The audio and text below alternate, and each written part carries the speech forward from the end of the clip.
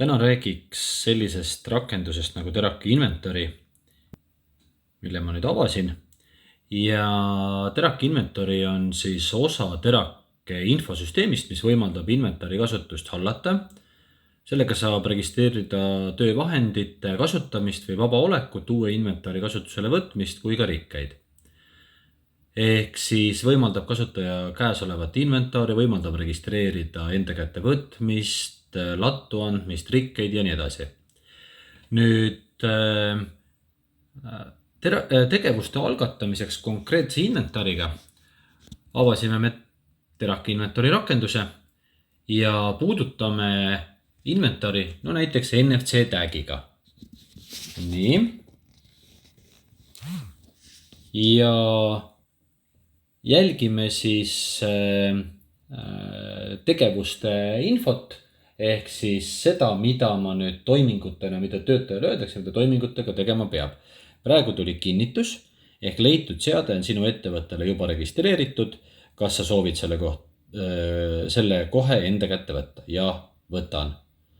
Ja see registreeritakse siis minu kätte. Nüüd, kui mul on mingi NFC kiip siin veel, ma puudutan või NFC kiibiga seade, siis leiti uus töövahend, teavitus tuleb. Leiti ilma nimeta töövahend, selle siis ID kood ja küsimus, kas loobu või registreeri, vajutan registreeri ja saan anda siis sellele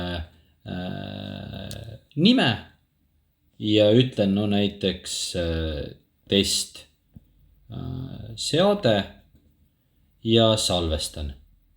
Ja küsib kohe, et seade on registreeritud, kuid veel ei ole sinu käes, kas soovid kohe kasutusele võtta? Jah, võtan. Ja nüüd tekkis siia ka minu kasutusse uus seade. Et niimoodi käibki ja nüüd, kui keegi teine tahab seda samamoodi võtta, siis nähakse ja kasutatakse ja siis kõik need kasutajad, kes siis seda Teraki Inventory rakendust kasutada saavad, nendele kasutajatele loob siis uue konto vastutav isik. Ja taustal toimub see siis kõik app.terake.com veebirakenduses või kodulehel. Aitäh!